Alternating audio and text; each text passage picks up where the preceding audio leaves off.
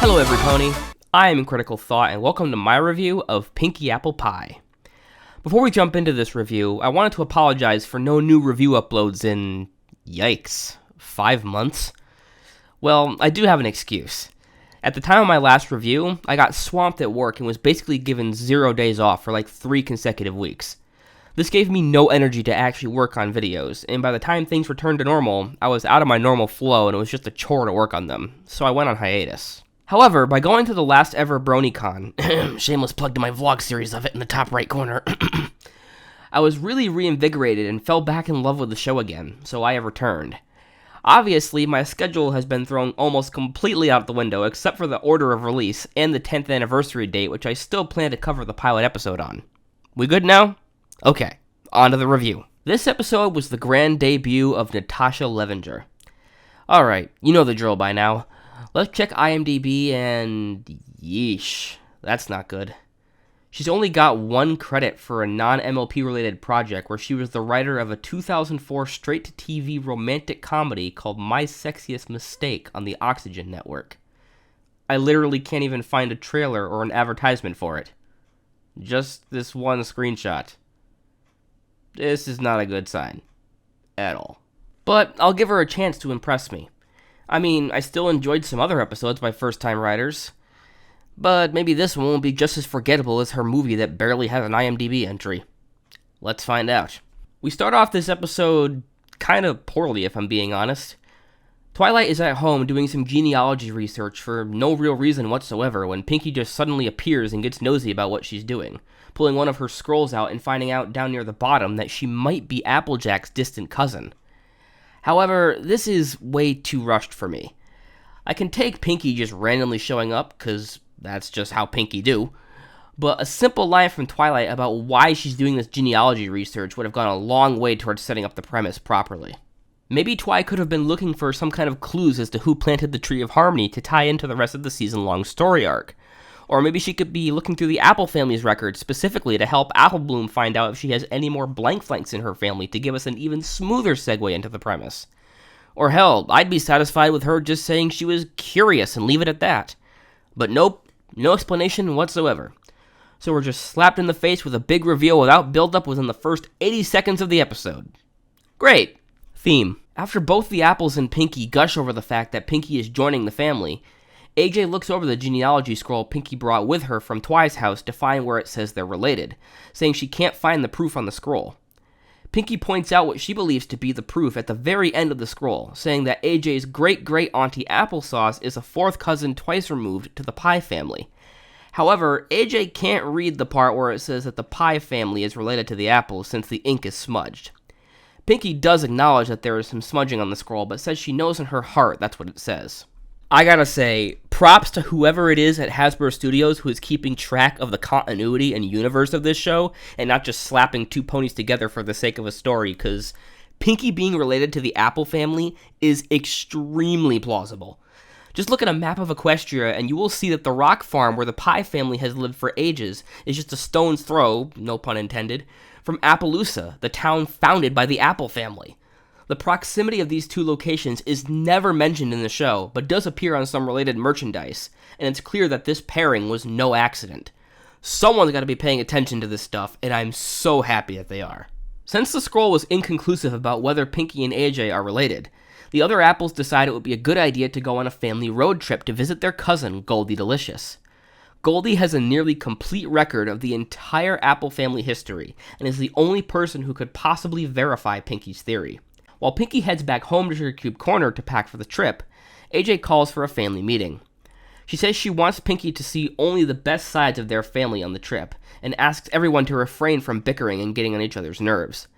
This gives us a not-so-subtle hint of the conflict and the lessons to be learned by the end. The conflict starts when AJ questions Big Mac about the wagon holding all their stuff for the trip, implying she thinks he's not strong enough to pull the wagon and that the wagon isn't strong enough to hold it all, much to his annoyance. Next comes probably one of the top 5 most iconic songs in show history, Apples to the Core. This absolute masterpiece of music by Daniel Ingram and his team doesn't do too much in terms of the plot of the episode, only really helping to solidify the bond between the Apple family and their collective resolve to overcome any obstacle together. But let's face it, that's not why anyone likes this song. Bronies love it because it is a near-perfect anthem for the Brony community. Once again, just like in the final verse of Raise This Barn from Apple Family Reunion, the Apple family serves as a stand-in for the family of fans, young and old, of MLP itself, except for the entire song this time and not just a single verse. It's not one of my personal favorites, but its impact on the fandom cannot be understated, nor can the magic of singing it with a group of fellow bronies at a pony convention. Hats off to everyone involved with this piece. It's certainly a classic. We're apples forever, apples together. We're family, but so much more. No matter what comes, we will face the weather. We're apples to the core.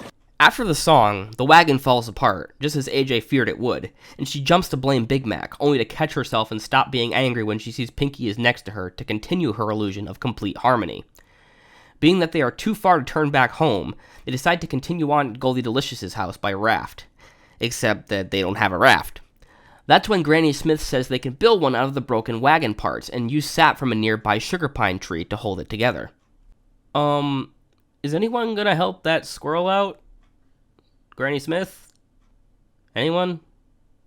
No? That big, dumb meeting! Oh, okay, Flutters. Let's just put down the knife. Murder won't solve the problem, right? 1 hour later.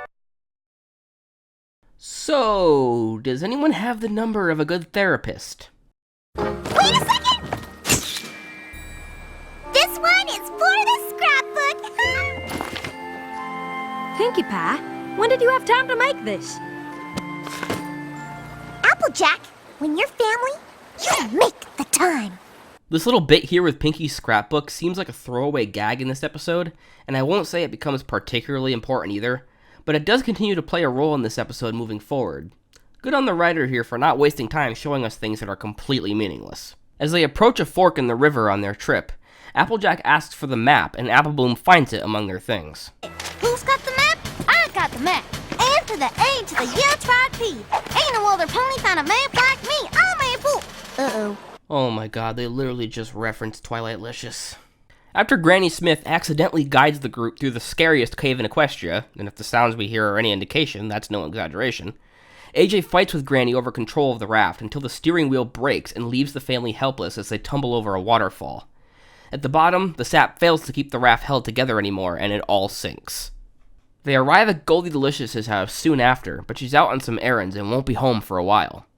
When Pinkie runs off to get more scrapbook paper, the apples all regret putting their familial dysfunction on display for Pinkie to see, apologizing to each other for how they behaved on the trip. They say Pinkie shouldn't have to feel obliged to consider herself an apple, even if she does turn out to be related. However, Pinkie soon returns and isn't fazed by the bickering that went on earlier, feeling proud of the family for sticking together and loving each other even when things got tough. Once Goldiedelicious arrives back home, they get to work looking through her records, but sadly they too are inconclusive as the ink is also smudged in Goldie's book on the Apple family tree. However, the apples ultimately decide that it doesn't matter if Pinkie is blood related or not, as they are more than willing to welcome her into the family anyway. After a quick reprise of Apples to the Core, we get the moral for the episode, which was hinted at upon the family's arrival at Goldiedelicious's house. Having a good family is not about being blood-related or even about always getting along. It's about being able to overcome tough times as a group and forgive each other for past mistakes. As far as morals go, this one is alright. It's not the best moral ever, but it's far from the worst. Finally, we end the episode with the Apple family arguing about who should write the lesson in the friendship journal, with Pinkie joining in the argument just for fun. So, what did I think of Pinkie Apple Pie? This episode was adequate. It provided the fandom with an interesting and unique story thread to explore concerning Pinkie's lineage within the Apple clan, and kept it broad enough to not pigeonhole the community towards a specific conclusion, allowing the fans to make up their own mind about it. The comedy was pretty good too, mostly driven by how the Apple family plays off each other throughout the episode, which Pinkie's personality and brand of humor slots almost perfectly into without disrupting the dynamic that the family has. I think it was important to the plot that Pinkie felt at home with the apples, and the comedy certainly reinforced that idea. Apart from the classic Apples to the Core song, though, this episode isn't perfect. Maybe I'm demanding too much from a kid's cartoon, but I think more could have been done with the subject matter of family dysfunction. Not a bad start, but I think this episode just barely scratched the surface. In this instance, I felt like the banter between the apples was too lighthearted to be considered true family dysfunction. In my life, when I've seen dysfunction among families, it's far more severe than what we see in this episode. If I had to guess, though, this is another instance where the TV Y7 rating, as well as corporate meddling on behalf of Hasbro, is to blame for the lack of grittiness when dealing with a certain subject matter. There's just some things they can't show or discuss based on these restrictions, and even though I think the story would be better with more of these dark moments, at the end of the day, parents and shareholders need to feel comfortable, so boundaries mustn't be pushed. I get it. It sucks, but I get it. There are times it has been handled well within the content restrictions. See the issue of cutting and self-harm tackled in Do Princesses Dream of Magic Sheep as a prime example. But it's likely not possible to handle every weighty issue with that level of care and seriousness. Overall, I give this episode a watch it once rating. The song alone is reason enough to give it a try, but it's still an enjoyable adventure filled with laughs and headcanon fodder to keep a fan busy for days. As always, I'm Critical Thought, and I will see you all in my next video. Never stop thinking critically.